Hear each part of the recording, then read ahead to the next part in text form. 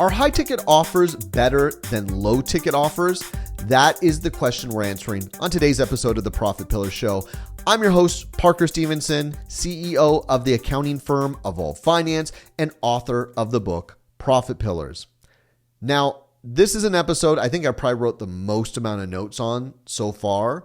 So if I'm looking at my screen a lot, just know I am trying to make sure I'm covering everything I want to cover on today's episode.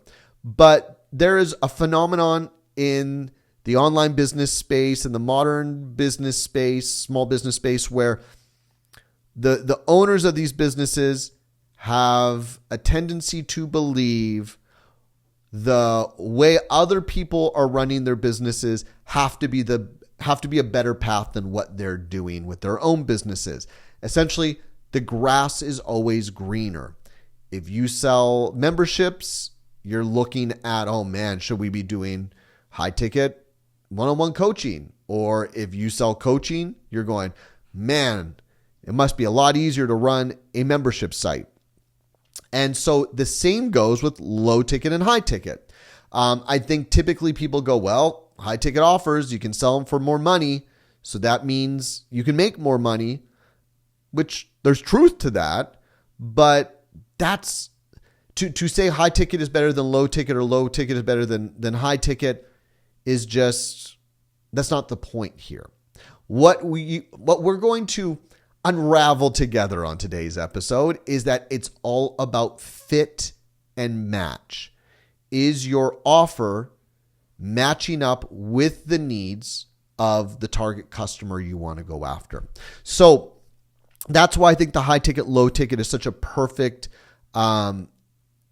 sort of example to explore, because it's something that I hear all the time. I've heard over the years from our clients a million times around what should they charge and should they go high ticket versus low ticket. And the reality is I can't tell you, yes, high ticket's better than low ticket or vice versa. I can't tell you any business model is better than any other.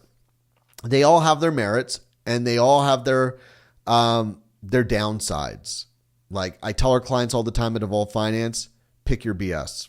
Like that's what running a business is. As much as you think someone else's business model or pricing strategy feels better than yours, they're dealing with BS too. So let's start with talking about low price point offers. When you have a low price point offer, the advantage you have is it's easier to sell a low priced offer because the price you're asking for the offer is so low that most of the time your customer isn't going to be grinding over whether or not they can afford the purchase, right? Like I'm sure it happens, but most people go to the grocery store and go, I can afford a pack of gum. It's a couple bucks, right? $2, $3, $4. Like most people are not going to be grinding over whether or not they can afford that. Please know I understand that there are people who wouldn't be able to buy that. But for most people, the majority of Americans, you're not really thinking about, can I afford it? You're more thinking about, do I want it? Is that the flavor I want? Do they have the kind I like, right? It's a different decision process versus buying a car. You're definitely thinking about your budget. You're thinking about how much you can afford. You're balancing that with what your desires are and what you really want. So low price point offers have less of a focus on trying to get over pricing concerns from their customers. So typically you can sell a low price point offer from an email, from a sales page. You know, you don't need to have a salesperson get on a call. You don't need to have a big webinar. If you want to do those things, you can. But that's why a lot of people love the idea of a low price offer, is because the decision as a customer to purchase a low price offer doesn't take a lot of hand holding. And so subsequently, there's usually less offer delivery with a lower price offer. There's less things you have to do to deliver on an offer like that. So it, in theory, is easier to scale, right? A $20 a month membership is going to seem easier to scale than a $2,000 a month coaching program, because there's less moving parts. It's easier to sell people in, right? In theory. But a low price offer, let's think about the $20 a month membership. How many people do you have to get in at $20 a month in order to generate enough revenue for it to start to be lucrative, for you to be able to cover your costs and to make the amount of money you want to make as the owner of that business? So volume is a much bigger factor when you have a low price point offer. Do you have a large audience? Do you have a great lead gen strategy that's going to push a lot of people to your offer and get them to purchase at a really good conversion rate? Because that's the only way you're going to make a living from a low priced offer. Now, on the flip side, a high price offer, it is a more intensive sales process, right? At Evolve Finance, we're selling a high touch service that costs thousands of dollars a year to our clients. It's needed and it's necessary, and our competitors are in similar price points, some a lot cheaper, some a lot more expensive, but still it's a big decision. It's thousands of dollars a year that you're going to be paying us to handle your accounting needs. So we have to have a salesperson get on a call. Sometimes there's multiple calls. Once we close the deal, there's an intensive onboarding process with our team, right? There's a lot of work. It's a bigger transaction, but there's also more cost associated with supporting the customer through that decision-making process to ultimately make the connection and close the deal. So the higher price point's nice because we need a lot less clients to generate more money than someone who's selling a $20 a month membership, but there's also a lot more work involved with closing that deal. So each sale for a high-priced offer can have a massive impact on your revenue, but also it's usually harder to find the people that can afford your offer. So there's other marketing challenges involved with that, sales challenges, so on and so forth. So what I think, or what I'm hoping you all are understanding here then, is there's pluses and minuses to both types of offers, low price, high price. Pick your BS, right? So not a matter of which one is better, which one is the best fit for your business. And a lot of the times, especially when it comes to price point, your price point of your offer, how much you want to charge for it, which again, a lot of the times the price point is going to be depending on what you're selling. And we're going to talk more about this in a second. But a lot of the times your audience size and your ability to generate leads is going to have a big impact on which type or which direction you should go in with the cost of your offer. So I have 3 questions I think everyone should ask themselves, because I do think we're in an era right now where a lot of online business owners are questioning, am I selling the right thing to the right people right now during these tougher economic conditions? So I want to walk through that thought process a little bit with you all. So the first question I would ask myself is, how large is my audience? So the larger your audience, the more applicable a low price point, high volume offer might be, right? And especially depending on the niche that your audience is in. Now, if you have a large audience of medical students trying to pass a test so they can go become a doctor, you're trying to help them through their medical exams or something like that, then you might be able to charge a decent amount for your study course or study guide, right? Like to help people pass that test, because the thing that you're trying to help them with has a high value associated with it. But for most people that have large audiences, they're not going after like such a specific niche like medical students, right? They're going after people who are interested in a hobby, who are interested in health, who are in these broad these broad niches that can cover a lot of people. So selling a low price point offer that the majority of their audience can afford might be the best way to generate the most amount of revenue for their business versus trying to sell a really expensive offer.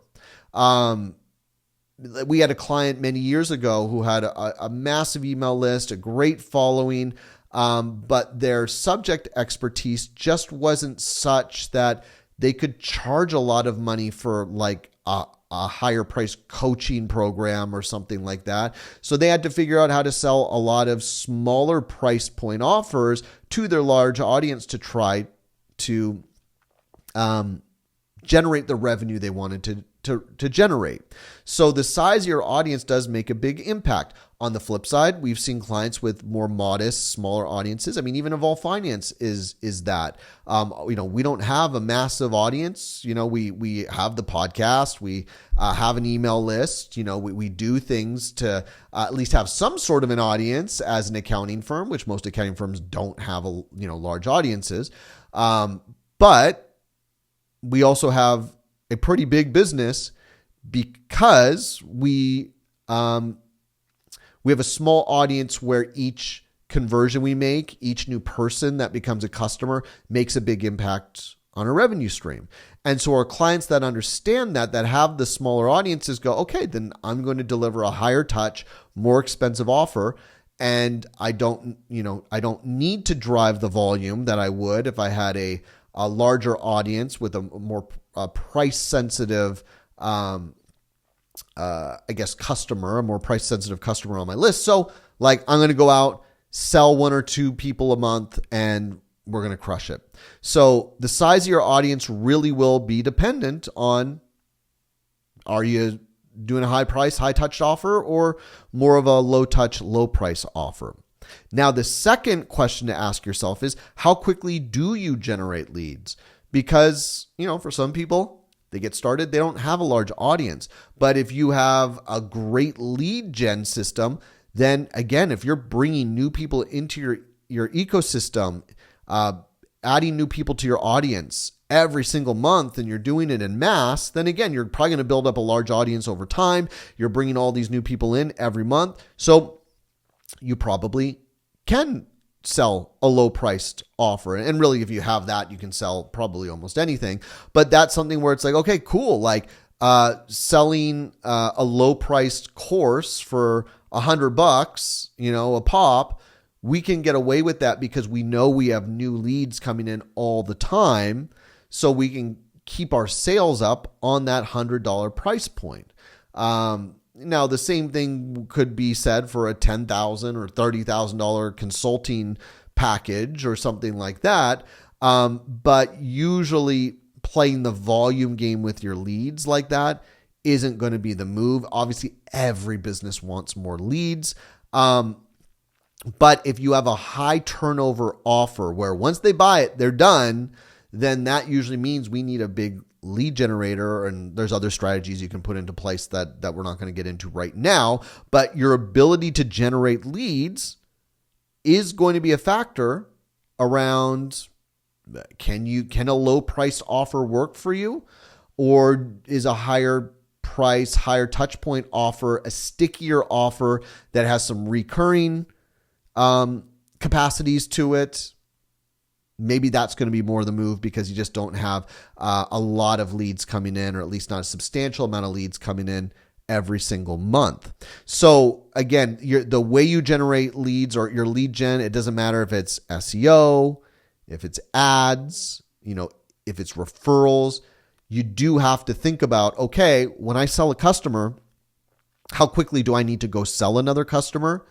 And if you're like, I don't know where those leads are going to come from, that should have an impact on what you're thinking your price point should be if you want your business model to be sustainable. Now, the third thing here is, what sort of experience does your target market want from your offer, right? This is a ridiculous example, but I don't want to take a course on how to draw my own blood, I want to go to the doctor and they can draw my blood for me, right? Like, and I know you got health insurance, you're not always paying for that yourself, but right, there's some offers that are so ridiculous that you go, I don't want a course on this. I don't want to be coached on it. Just do it for me. That's something we realized at Evolve Finance. We obviously have a book. We have some spreadsheet templates with courses with them that we sell. It's part of our perspective on financial inclusivity. It's one of our values at our firm. But that's not where we make all our money, right? We have those things and we hope that those revenue streams will grow over time, but we know what our bread and butter is. We know what our ideal target market wants. They want a great accountant to do their books, to do their taxes, and take care of that for them. If we were trying to sell a do your own bookkeeping offer, the clients that we work with in our service would not be buying that. We'd be working with a lot smaller businesses trying to teach them how to do that. And now we need to generate a lot of leads, or we have to have a much bigger audience to do that. The target market, the type of business owner we are trying to attract is the one that doesn't want to DIY this. They want to pay a service provider to take care of this for them every month and every year. And so that's what you have to be thinking about with the target market you're going after as well.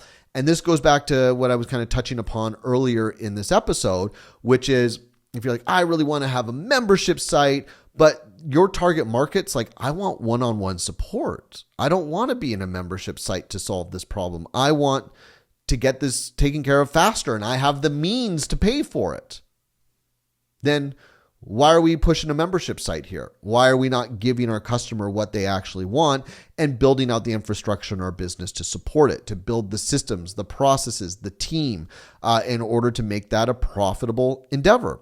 So that is, I think, a really underestimated component of deciding high ticket, low ticket, or just really deciding what type of offer to put together is, do you really know your customer, who they are and what they want and what they can afford to pay for? Versus, I guess on the flip side here, I think about learning an instrument. Maybe taking guitar lessons sounds like too big of a commitment and I don't want to drive to someone's class, or I don't want to pay X amount of dollars per lesson is too much, but I can join a membership group for $40 a month and it's kind of self-study. Cool. That sounds great to me.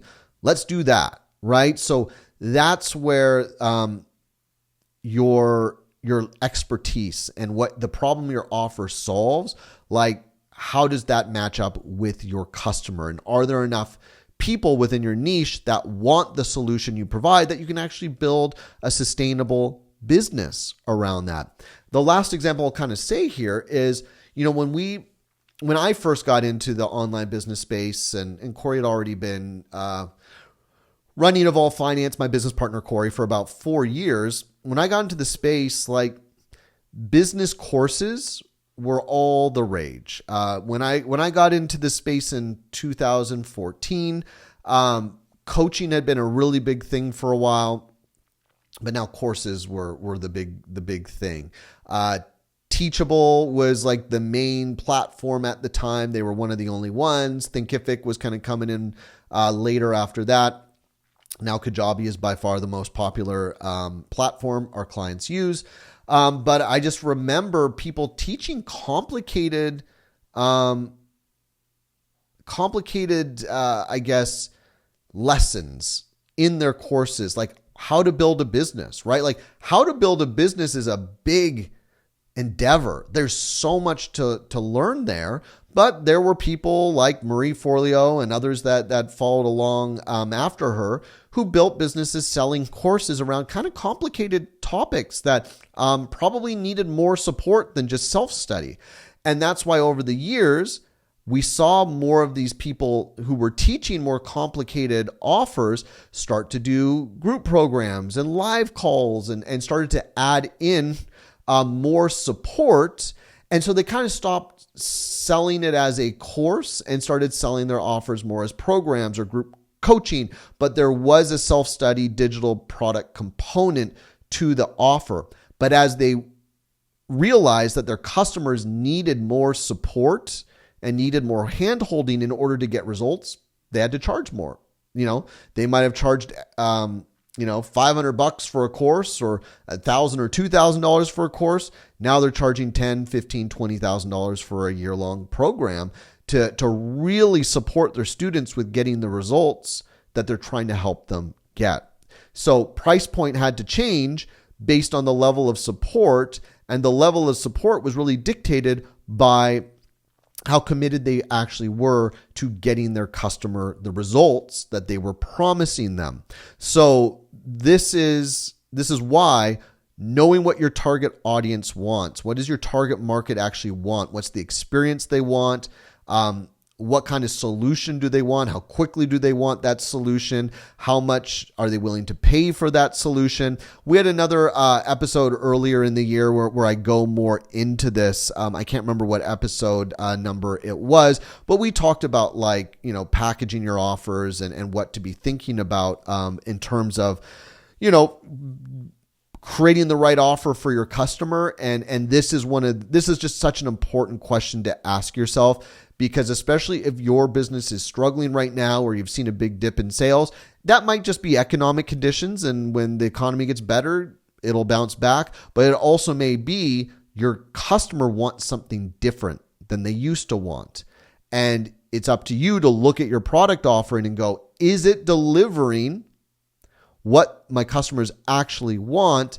And do I have to change the price in order to do it? Do I have to make the offer lighter and more self-study or more low touch and charge less for the offer? Or do I need to add more support into the offer, make it a higher touch offer, but also subsequently increase the price along with it? So just one of the questions that I think the most important question out of all three of these, at least as it relates to what's going on right now, but we can't underestimate the power of lead generation and audience size when it comes to deciding what kind of price point are you going to be selling? A high touch service, a low touch digital product, right? These are things we have to connect the dots on if we want to have success actually generating revenue as business owners. So the other note I put here, if the first 2 points we talked about, your audience size and your ability to generate leads, if those are non-existent,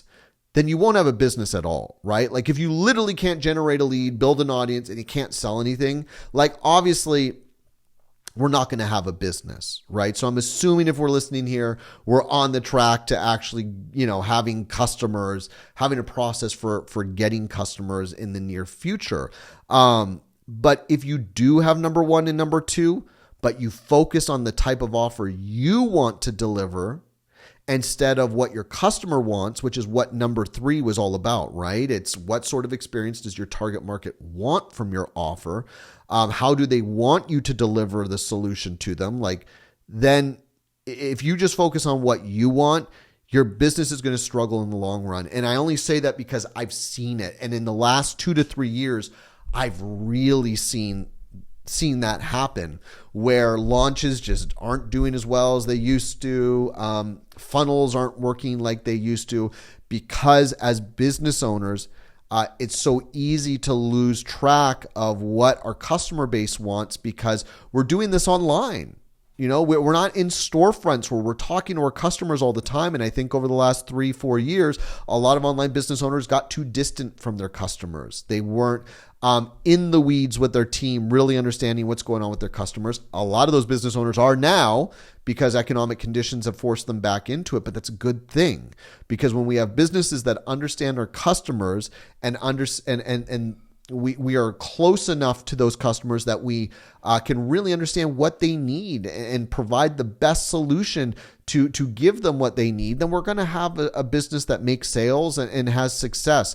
But when your business starts to focus too much on what you want, which is your right, if you want to work less hours, if you want to sell a specific offer because that sounds good to you, you have the right to do that. But also you just have to be ready for not maybe reaching your business's potential, right? Understanding that you may not be max. If you only want to work 10 hours a day, That's totally fine. That's your right, but your business is going to grow slower, or it may not get as big as you want it to want to in the long run. So these are the questions that, again, as business owners, we have to be thinking about more so than ever, just given that it's tougher to have an online business than it has been in the past. But when we ask the right questions and we get laser focused on what our customers want, then successful online businesses, successful modern small businesses, there's still going to be tons of them out there. There's still going to be lots of room for success, lots of room for opportunity, but we have to get more focused on our offers and make sure we're matching our offers, whether from a price point standpoint or from an offer delivery standpoint, with the needs of what our target market actually wants. So that is all I got for y'all today. If you are looking for more information around how the financial decisions we make can affect your business, please go check out my book, Profit Pillars. These are the types of topics. If you like the podcast in general so far, then you're going to really, really like the book, because we go into even more detail and a lot of the things that we talk about on the podcast. And if you're looking for a new accountant, please go to evolvefinance.com, check out our firm, and see if we seem like a good fit for your business. But as always, thank you for watching. Thank you for listening, and I'll see you in the next episode.